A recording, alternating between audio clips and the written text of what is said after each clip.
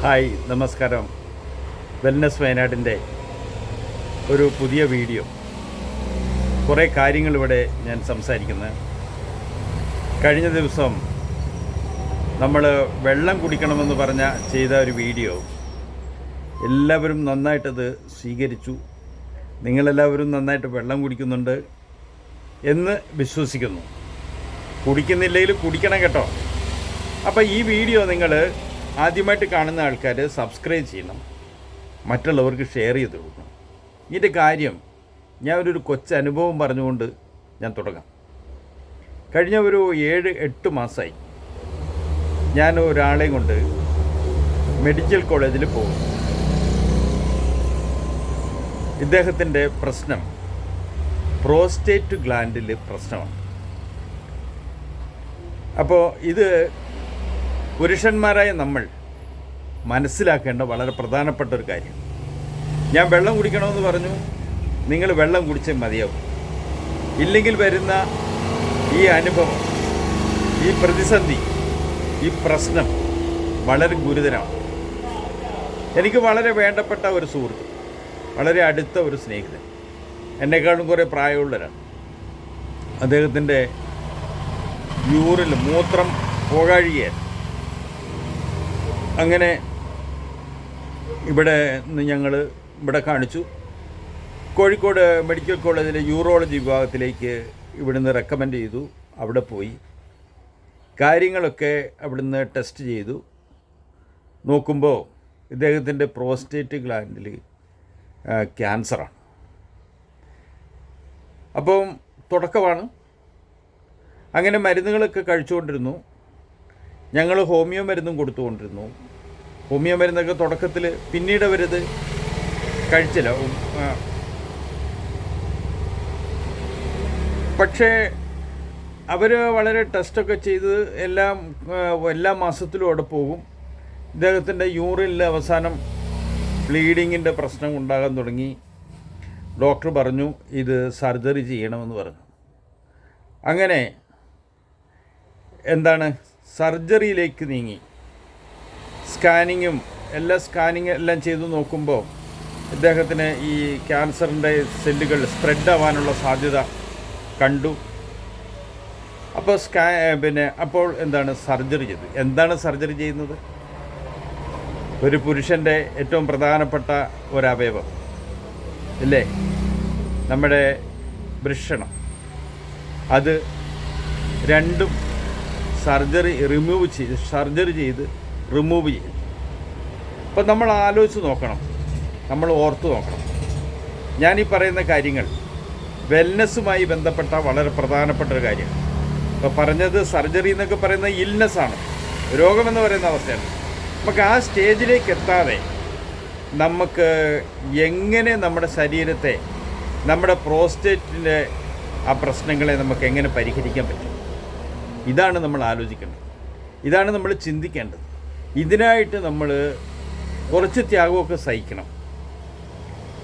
ആദ്യം പറഞ്ഞ ആ വെള്ളം കുടിക്കുക എന്ന് പറയുന്ന പ്രശ്നം, നമ്മൾ വെള്ളം കുടിക്കണം.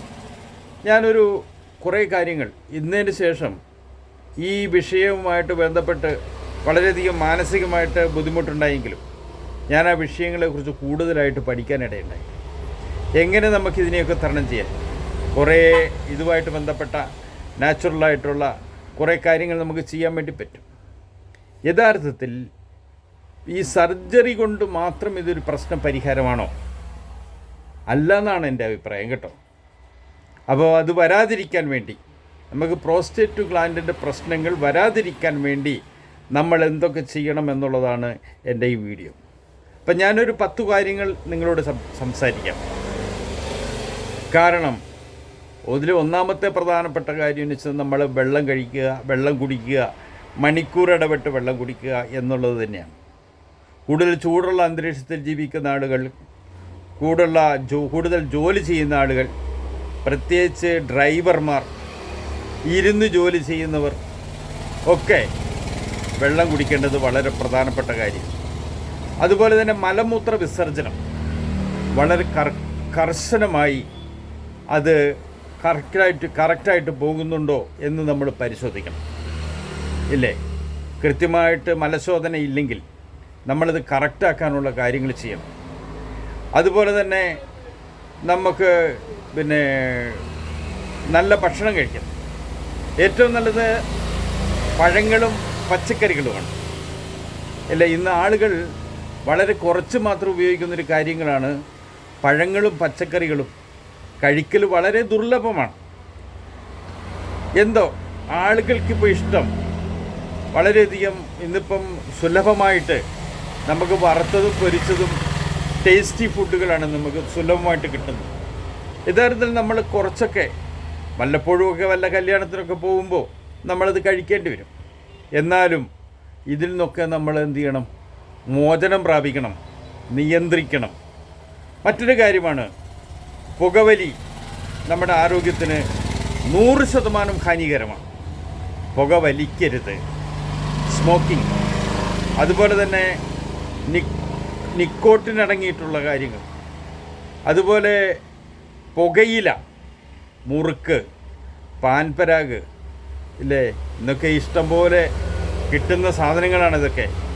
നിങ്ങൾ ദയവ് ചെയ്ത് എന്ത് ചെയ്യണം? പുകയില ഉൽപ്പന്നങ്ങൾ ഉപേക്ഷിക്കണം. അതുപോലെ തന്നെ മറ്റൊന്നാണ് മദ്യപാനം. മദ്യം നമുക്ക് വളരെയധികം ആപത്താണ്. നമ്മൾ പറയും ബിയർ കഴിച്ചാൽ നല്ലതല്ലേ. ബിയറാണ് ഏറ്റവും അപകടകാരി. ബിയർ സ്ഥിരമായിട്ട് കഴിക്കുന്ന ഒരാൾക്ക് പ്രോസ്റ്റേറ്റ് ഗ്ലാൻഡ് പ്രശ്നം ഉണ്ടാവും. 100% ഉറപ്പാണ്. പ്രോസ്റ്റേറ്റിൽ പ്രശ്നം ഉണ്ടാവും, അതിന് യാതൊരു സംശയമില്ല. അപ്പോൾ ബിയർ കഴിക്കരുത്. നമ്മൾ വിചാരിക്കും ഇതൊരു കുപ്പിയിലെ സാധനം വളരെ വലിയ ആൽക്കഹോളൊന്നുമില്ല, 4%, 5% ഒക്കെ ആണെങ്കിൽ, പക്ഷേ നമ്മൾ കഴിക്കരുത്. അതുപോലെ മറ്റൊരു കാര്യം എന്ന് പറഞ്ഞാൽ കള്ള് കുടിക്കരുത്. ഇല്ലേ. അപ്പോൾ ഇത് വളരെയധികം ശ്രദ്ധിക്കേണ്ട കാര്യങ്ങളാണ്. ഞാൻ കൂടുതൽ കാര്യങ്ങൾ വീണ്ടും ഞാൻ സംസാരിക്കാം. നിങ്ങൾ ഈ വീഡിയോ മറ്റുള്ളവർക്ക് ഷെയർ ചെയ്ത് കൊടുക്കുക. നിങ്ങൾ നമ്മുടെ ഇതിൻ്റെ ഭാഗമായിട്ട് എല്ലാവരും മാറുക. നല്ല ആരോഗ്യം നമുക്ക് ആവശ്യമാണ്. ആരോഗ്യമാണ് പരമപ്രധാനമായ കാര്യം.